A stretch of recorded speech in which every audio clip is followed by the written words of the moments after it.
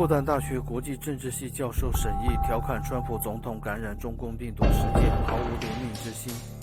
中国人民大学教授金灿荣转移中共病毒焦点，以美国嫉妒中共扩张为由洗脑大陆百姓。北京民众警惕中共病毒蔓延，被警方以造谣为由拘捕。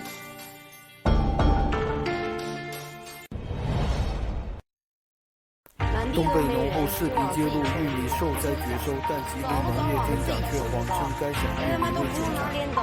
拿个炉锅就是，不是老样子了，不收，死透头，满地。这就是咱们吉林省农业厅厅长说的，咱们这苞米呀，老百姓的苞米呀不嫌产量大啊。你看看这苞米，这都跟混蓝籽似的扒出来，他妈倒的他妈的都五月他妈的还不高产，还高产呢！咦，我的老铁们，大家看看这一阵风我下到大的地方，你们看看，真像话了吗？你们看，这地毛下来，哎呦我的妈，真是不像话了！这爬山下到大地方。中共城管流氓恶行，当街抢劫百姓财物。视频的事发地是杭州滨江一小区门口。视频中，身穿城管制服的工作人员正一脚踹向一名老太太。另一视频中，被踹的老太太倒地不起，边上是撒了一地的鸡蛋。随后，我们来到了事发现场，现场只剩一地的碎鸡蛋。我感觉你说这句话，你在无中生有，暗度陈仓，凭空想象，凭空捏造，无言无语，无可救药，适者安息，一路走好。你是永无止境，没钱买药，头脑有病，嘴里无能，眼里有泡，胡言秽语，咎由自取，殃及无辜，祸害众生，仓皇失措，无可救药，人模狗样。It's not a joke. I don't know what more or how much more I could express. Hello everybody. I know we're always best to get on Facebook to talk about the things that we're doing in life, partying, getting drunk, not taking life for granted. As of Tuesday, I have been admitted to the hospital for COVID. Never in my life. We believe that a sound and stable China-US relationship is in the interest of both countries, and it is needed for achieving the rejuvenation of the Chinese nation and building a community with a 有人说我不应该在川普得了新冠以后幸灾乐祸，但我就想说，在中国疫情严重的时候，川普在这幸灾乐祸，所以现在川普得了新冠，我只想对他说，恭喜你冠。印度副总统感染中共病毒，英国单日新增12000例感染，中共病毒威胁全球。港人反抗中共暴政，诅咒黑警。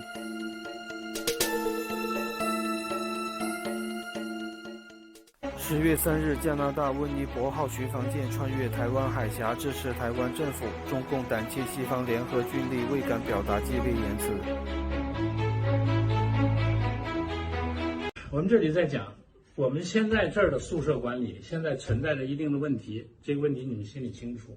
我要求的和德国人做的不一致，不匹配。我现在就问你们，你们是听谁的？听别人的，不听我的。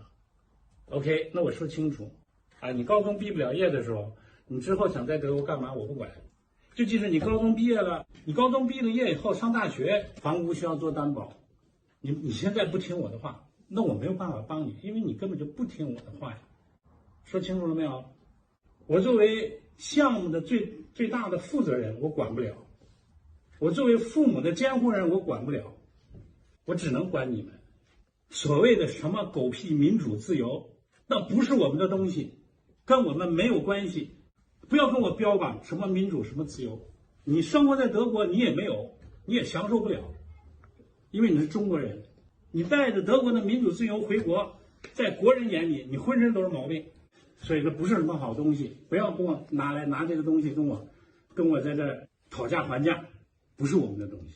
这么多年了，我们亚洲哪个国家实行西方的民主自由了？不可能。我们接纳了这样的价值观，就等于彻彻尾尾的被他们给统治了，就是这样的。所以我们有我们自己的文化，坚持我们自己的文化很重要。我们在这儿的目的就是为了学习，快乐的学习，健康的学习，然后能够高中毕业拿到好成绩，大学能够学到你想要学的知识，以后该干嘛去就完了，就那么简单。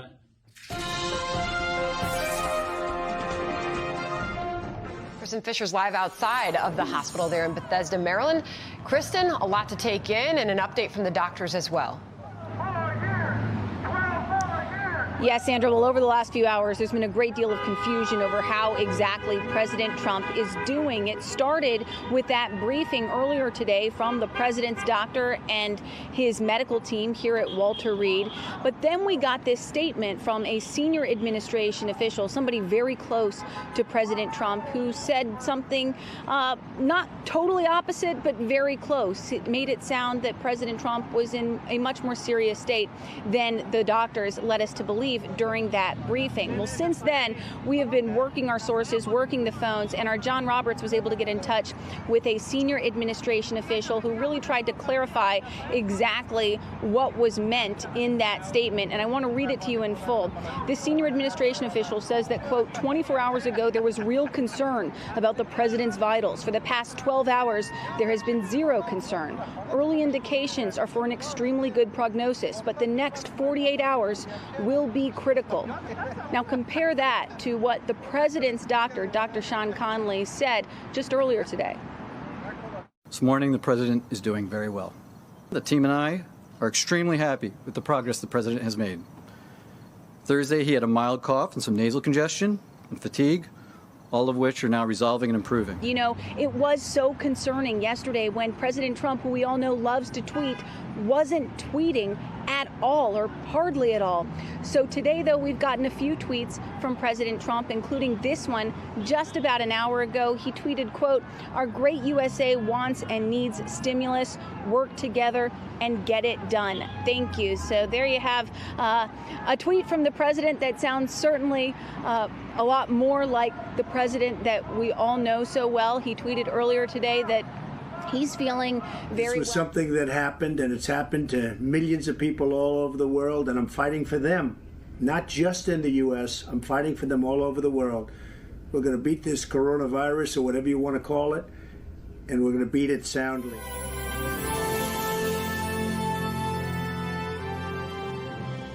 The president would have contracted coronavirus potentially last Saturday at an event where he announced his replacement to the Supreme Court.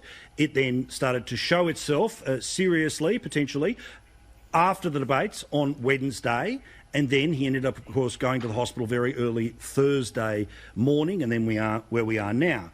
But, mate, I suspect there's something else we don't know at the minute. There's something going on behind the scenes. My political sixth sense tells me there's something else going on. I can't put my finger on it, but it all doesn't add up to me at the minute. The train of events, the timeline, the people infected, there's something bigger at play here. I'm not saying there's some conspiracy. There's just information that we don't know that I feel will come out in the next few days, which will put a different emphasis on what's been happening in the last few days. Our economy has to come back. For the good of our children, we get this economy back. And we assert ourselves as the most powerful nation on earth. Because otherwise, you know who will? The country that attacked us, China. Mm-hmm. And they attacked us with Bingo, this. Mr. Mayor. Believe me. Yeah. I hold them responsible. I hold them responsible for what happened to my president yesterday. Well, it was the day before yesterday, and everybody else.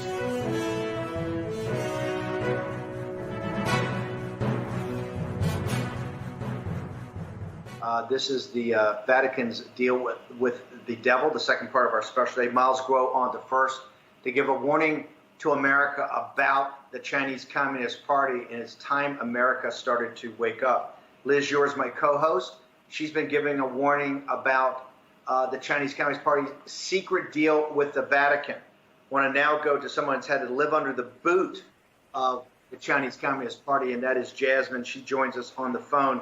Jasmine, can you tell our American audience what it's like to be a Christian, a professed Christian, and have to live under the authoritarian rule of the atheistic Marxist government in Beijing of the Chinese Communist Party? Hi, Mr. Stephen Bannon. Thank you for having me again. Yes, we all know that the Chinese Communist Party doesn't respect any religion, and yet they're controlling all the churches in China under the Free Self Patriotic Church umbrella. So any church that doesn't compromise with their leadership, then will be labeled and subject as illegal churches and will be subject to a crackdown. And many faithful believers and church leaders don't want to compromise their doctrine. So they then seek the alternative of getting into underground churches, family worship, but the government is always constantly cracking down these worship sites in forcing you to join the patriotic church. And if you don't, some of the leaders would be subject to arrest. But despite all this, the church... Jasmine, let me ask you, in mainland China, does the Chinese Communist Party hold itself up as God and she as a God? I mean, did they really let any Christians or Buddhists or Catholics, did they really let anybody that has a spiritual inclination worship in the manner they want, or did they hold the Chinese Communist Party up as basically God and she as a God? Well, what the Chinese Communist Party is doing, certainly they are considering themselves as God. That's why they force people to post Communist Party as a red flag, and also taking off the cross.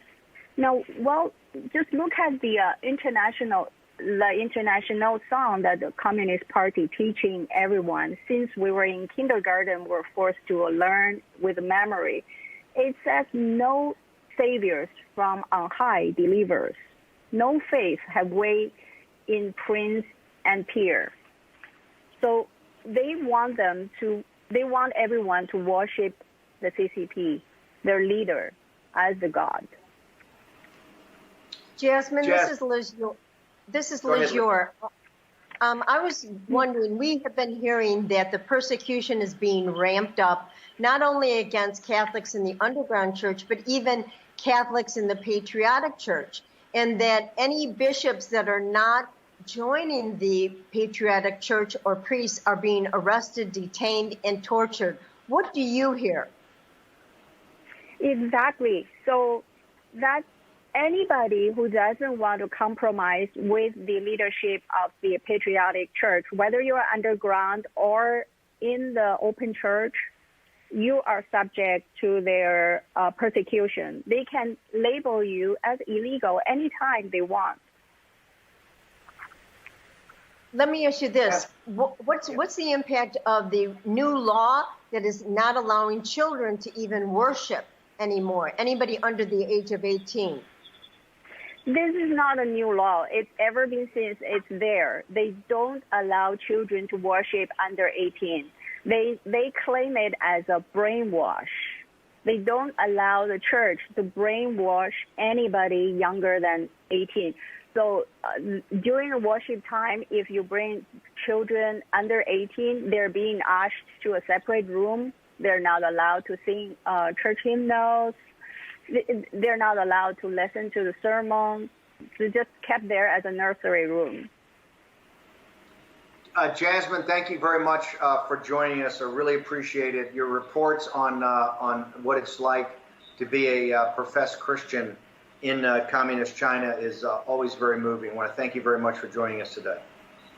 Thank you for having me. And we'll pray for President Trump and the First Lady for their quick recovery.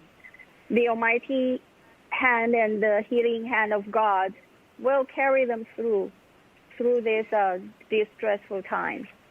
And we love you, Stephen Bannon, Mr. Stephen Bannon. Thank you, Jasmine. Really appreciate the prayers for President Trump.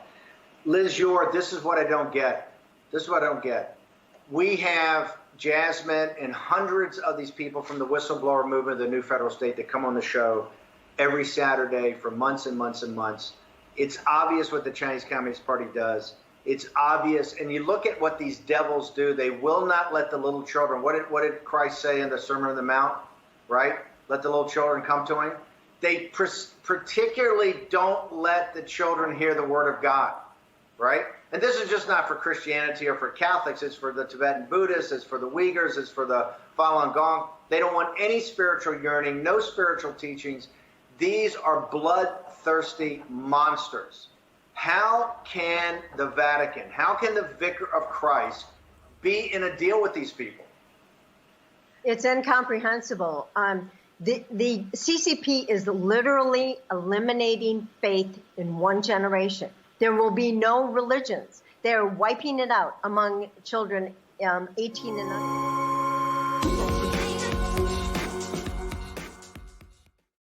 Miles, this is very disturbing because officially for the world to consume, President Xi is saying, oh, we hope that President Trump recovers quickly. We hope that Melania recovers quickly. But then you look at the official People's Daily, Global Times, they're much nastier. But what you've allowed us to see is saying as social media and what the CCP is telling the people of China is absolutely brutal. They're really laughing about it and celebrating it. It's celebratory that Trump is now infected with the virus. Can you tell us what's going on in China? Sir, you need, Trump president announced this, get the virus. How long Xi Jinping gave the letter, say, how long? They say, why is the more than 30 hours, after 30 hours, they gave the letter, say, oh, hope the president, can get better, right? Before I know the inside, what is happening. The inside, they are thinking maybe we need waiting. We don't need to give how can I see this the letter? We don't need to put a letter saying nice things. Let's just hold. I know Xi Jinping wants to just think maybe we need to prepare. Call what is this one? This is the 3到10怎么说了？ammonia. The ammonia. This is the intelligence. This is not the killing. I can face it to Xi Jinping what he said. Maybe we prepare ammonia. That they are inside. All the China media, official media, social media, laughing, celebrity, all the restaurant give you discount, the congratulations, God give our gifts. God give gifts. Why did you're saying that since it happened on National Day, the CCP is saying this is a gift from God. Yeah. And they're actually saying in restaurants and bars, you get a discount today because Trump's got the virus. Yeah.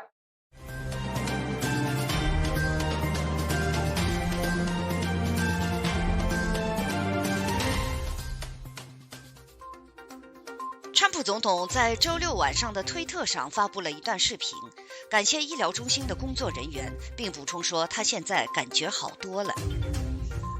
高级官员承认，病毒爆发很可能是在最高法院提名宣布之后开始的。确诊感染 CCP 病毒的共和党高级人员的数量正在增加。随着感染病例增多，伊朗将实施更严格的管制措施。西班牙首都马德里实施部分封城。共和党参议院多数党领袖麦康奈尔说，最高法院候选人的提名听证会将按计划进行。彭斯下令关闭美国边境。H&M 将在病毒大流行期间关闭250家门店。